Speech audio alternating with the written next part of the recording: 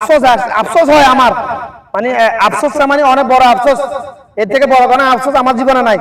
আজকে বাংলাদেশের ধর্ম ব্যবসায়ীরা শুধুমাত্র মোসাফগত আমল নিয়ে ফেরকাবাজি ফেতনাবাজি করা নিয়ে ব্যস্ত।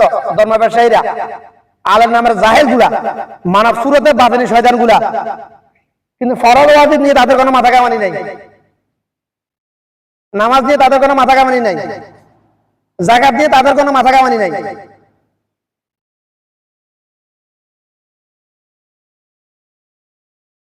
দুর্নীতি সাধারণ সিন্ডিকেট যেগুলো বন্ধ করা নেই তাদের কোনো মাথা কামানি নাই। তারা সবচেয়ে বড় দুর্নীতিবাজ, ধোঁকাবাজ সবচেয়ে বড়।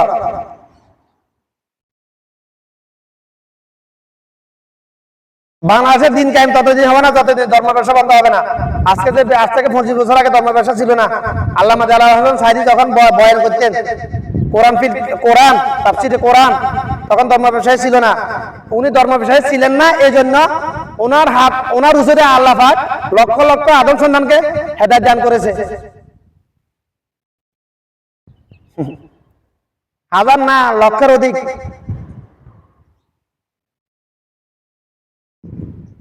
কিভাবে জানলি? শুধু চট্টগ্রামে ফেরত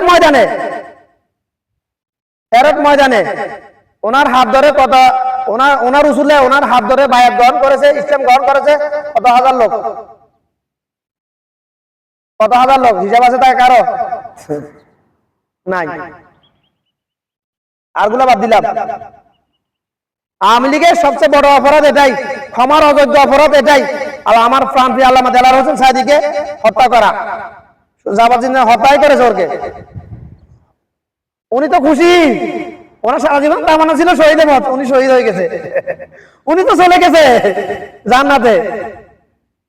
এখন আমাদেরকে ছেড়ে দিয়েছে একা একা, কিছু কি করবো।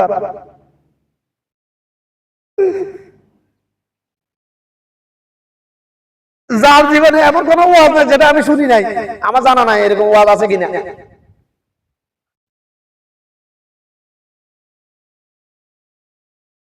হুইলচেয়ারে দেখলে যখন দিতে মা চোখের ফাড়ি চলে এসছে ভাই।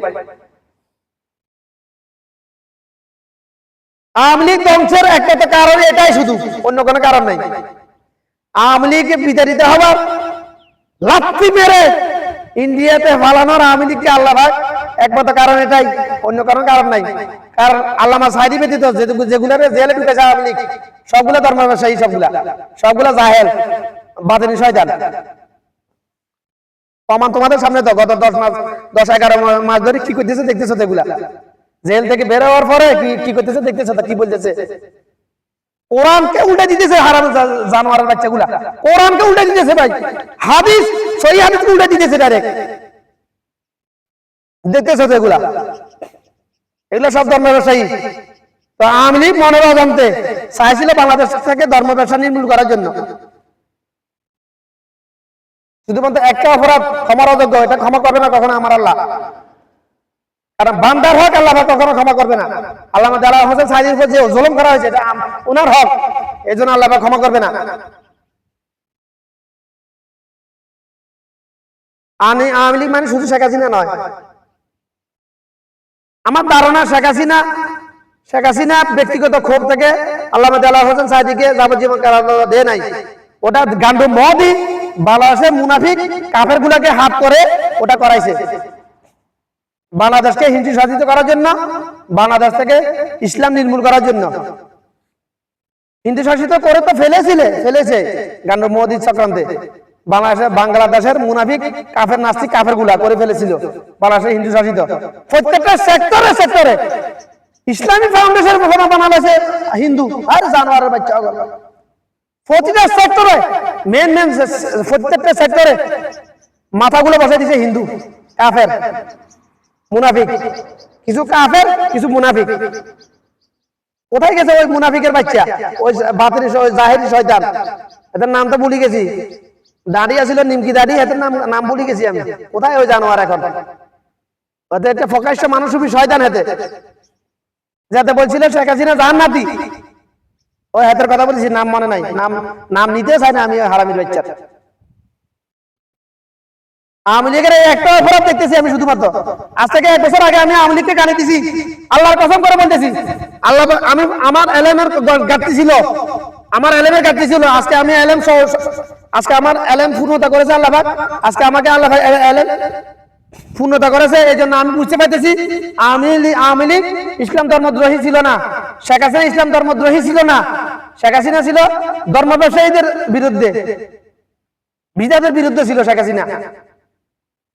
এই জন্য কিন্তু ইসলামের নারী নেতৃত্ব হারাম। শেখ হাসিনা মেয়ে লোক, কিছু মেয়েদের দেমাগ আডুন নেছে, মেয়েদেরকে আল্লাহ আবেগ দিছে বেশি, বিবেক দিছে কম। শেখ হাসিনাকে জিম্মি করে এগুলো করাইছে। যদি প্রতিবাদ করতো, বাপের তো সিঁড়ি থেকে নামতে দেয় নাই, আর হিদিতে গণদর্শন করে মারতো, দুনিয়া থেকে বিদায় করতো। মেয়ে লোক তো এক্সপার্ট না থাকলেও গণদর্শন করার উপায় তো আছে শয়তানদের কাছে, শয়তানের কাছে।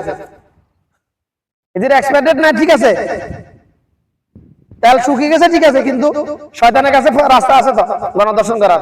শেখ হাসিনা যদি প্রতিবাদ করতো না, আমি এগুলো করতে দিব না, গণদর্শন হয়ে দুনিয়া থেকে বিদায় হইতে হইতে।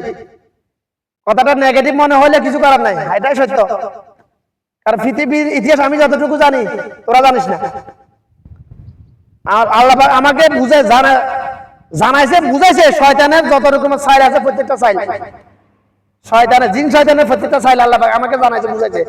মানুষ তো অবশ্যই।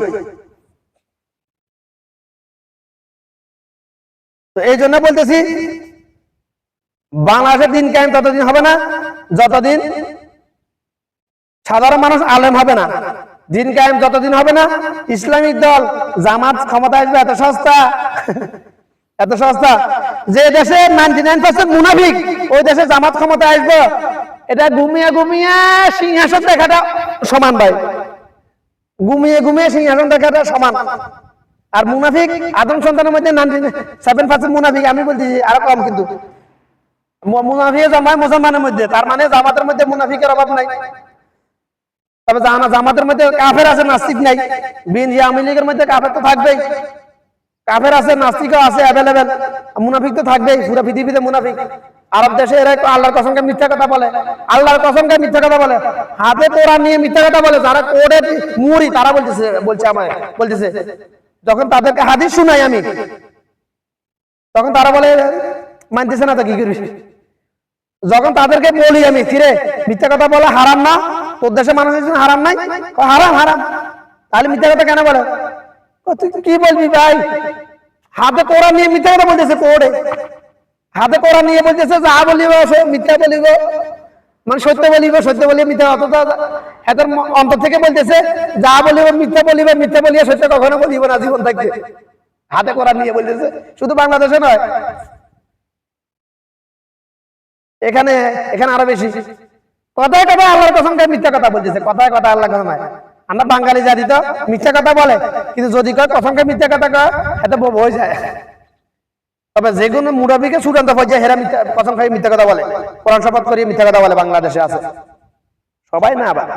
তবে বেশিরভাগ মুনাফিক কসম খাই মিথ্যা কথা বলে না, কোরআন শপথ করে মিথ্যা কথা বলে না। কোরআন হাতে নিয়ে নেওয়ার জন্য বললে এদের গায়ে কাপড়ে শুরু হয়ে যায় ভাই। কারণ হাতে তো আল্লাহকে তো ভয় করে, আল্লাহ একজন আছে জানে, তাহিজুর উপর তো ইমান আছে, রিসালাতের উপর ইমান নাই, এই জন্য হাতে মুনাফিক। কথা এখানে শেষ করলাম। আচ্ছা।